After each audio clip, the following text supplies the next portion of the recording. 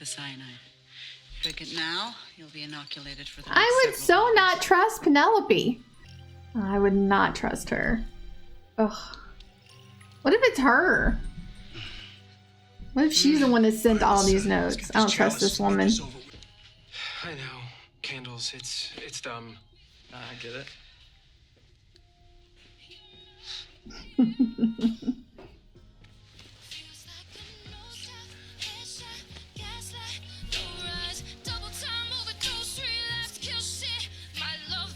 We searched the student lounge, the closet where we found Featherhead. Second floor is clear.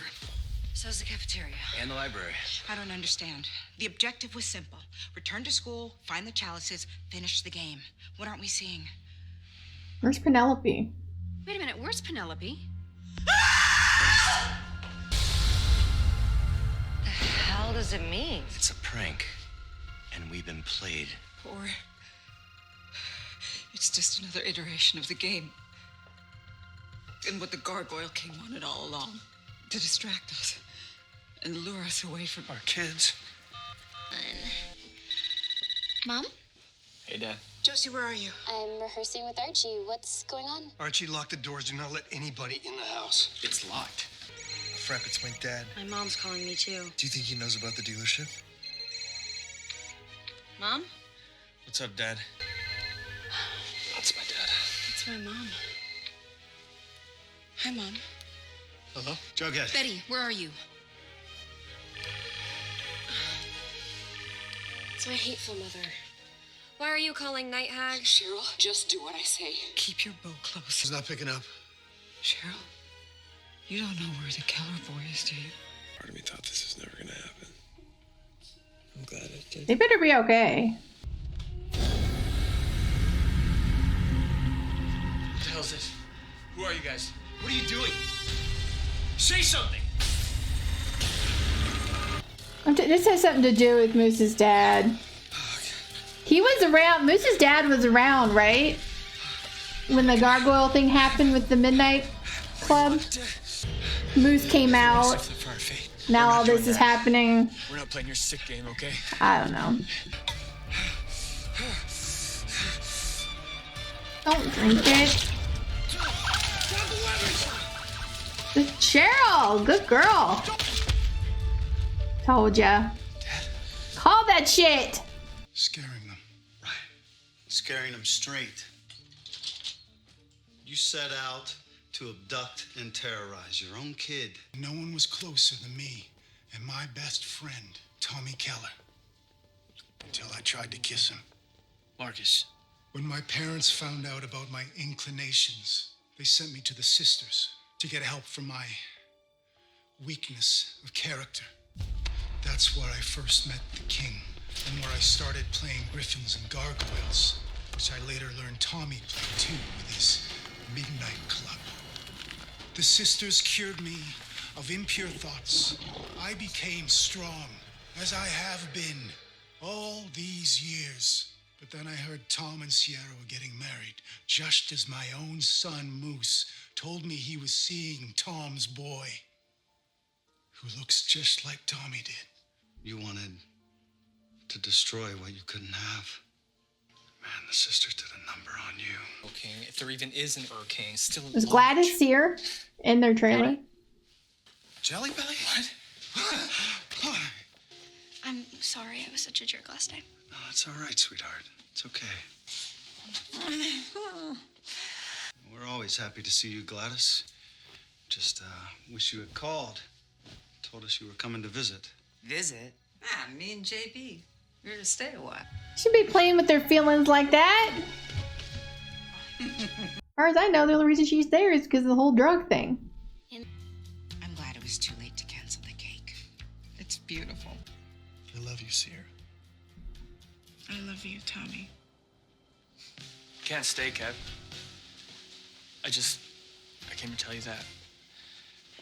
I'm moving to Glendale, stay with my aunt. Because your friends are here and I'm here and you can live with any of us, Kevin. I can't live here. At least not for a little while. Are they breaking up? To miss you, Marmaduke. I'm gonna miss you, Kevin Keller. It's sad. What's this? A game. If you want it. You said Oh, a you new were missing out on gang? the Serpents as a family. So I found some other girls who were looking for support or community or just good old-fashioned fisticuffs. And I thought maybe we could start a new family. Do we have a name yet? How about the Pretty Poisons? Pretty by day, poison by night. I love it. Gladys showed up. I don't think Gladys is leaving anytime soon. Everything's going just how you said, Mom. Got Dad wrapped around my pinky. You're his weakness, baby. Oh, yeah. We moved to the right place at the right time. I could feel it.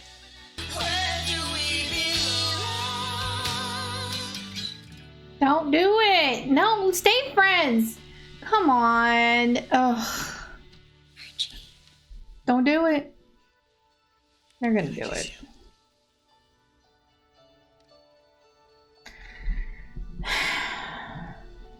All right, so that was the end of episode 12, and it wasn't a bad episode.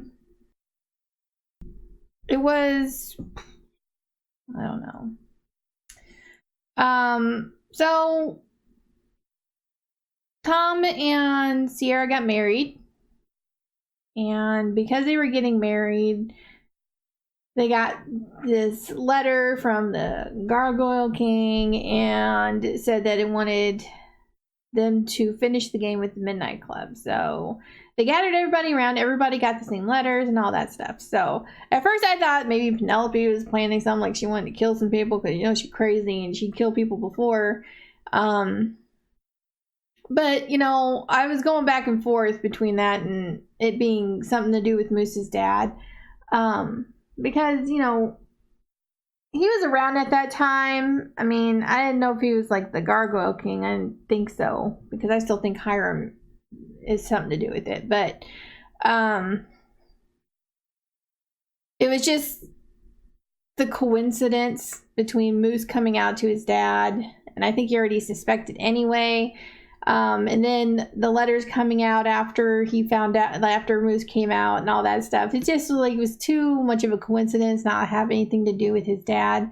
And then especially like the nail on, you know, on the head was the gang coming after Moose and Kevin. So I was like, that's when I voiced what I was thinking in my head. So yeah, so it was really like the whole setup was Moose's dad, and turns out he had a thing for Tom when they were in high school, but Tom doesn't swing that way, and so he felt betrayed, and his dad found out and threw him in the sisters, and you know the things the sisters have done in the past, so it really screwed up his head. And when he saw his son going through the same thing, I guess he thought he needed to fix him, which obviously is not something that needed to be done. I mean, you can't fix it. That's just them, you know? And it's sad that he felt like he was, that, you know, that he had to go through that, and it really just screwed up with his head. So, not that it excuses what he was doing to his own child, but, so yeah, but I just knew, I had a feeling that he already knew or suspected, because that one, when they busted in on Moose and Kevin, and that one kid in the ROTC, whatever the hell those letters are, it's like, see, I told you they were here. So it's like that kid knew, and so I was like, his dad already had to have known.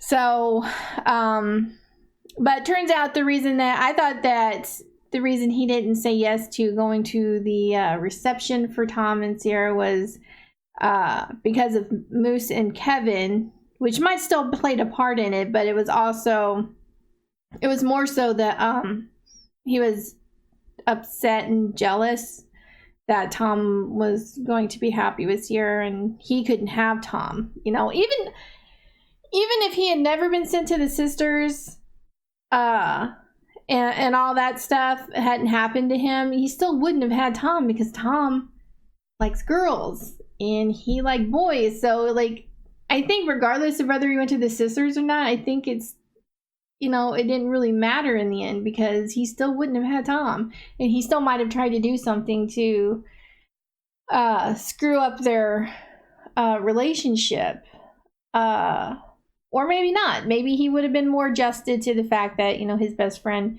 wasn't gay, and would have been okay with it. Maybe if the sisters hadn't did what they did and all that stuff. I don't know. You never know. You never know with people. If like certain things hadn't happened, would they still turn out the same way? You don't know that unless it happens, and you can't really rewind time. So you're never going to know for sure. But also Cheryl, and I think Kevin, even though he denied it, said that he didn't think it was right to be outed publicly, still had something to do with what Cheryl did. And so it was a big fat lie to me, what Kevin said to Moose when he was confronted. Even though they didn't out him by name, it was pretty much obvious who it was, you know, because as far as I know, Kevin is the only other gay guy. And so if they know who Kevin hangs around with a lot, they're going to know it's Moose, you know. So it's pretty much outing Moose, even if they didn't say his name. And what she did was completely wrong, and she deserved to be yelled at by Tony. But now we understand more why Tony loved the serpents so much, because it was like her family who didn't judge her for, you know, her. And you know, she's sad that she doesn't have it anymore. So Cheryl set out to fix it. So in the end, though, I thought she was going to try and get her back in the serpents, but it turns out she's just going to give her a whole new gang, which I guess is good too. We also have Hermione telling Veronica and Reggie that they needed to pay back the buyer because they burned all the drugs. I don't understand why she was making them come up with the money. Yeah, they destroyed it. I think they should have, personally, because, you know, nobody needs to have those drugs. I don't care who's selling. And I don't know. But I kind of get why she was making them have to pay, because, you know, they destroyed it, so they should pay for it. But still, it's her daughter. And it's like she doesn't even care anymore. Even when it came down to the kids being threatened, if they didn't finish Ascension Night, she's like, we're not really going to take this seriously, are we? And we're like, these are your kids. Are you really going to take that chance? And everything. And then when they realized it was the kids that were more in trouble than them, because it was all set up, obviously, you know, yeah, she called him, but, you know, I don't know. I just don't really like Hermione's character at the moment. But I was more surprised to find out Gladys is the buyer. I thought she told Jughead that she was going straight, which we already knew was a lie because they were stripping cars.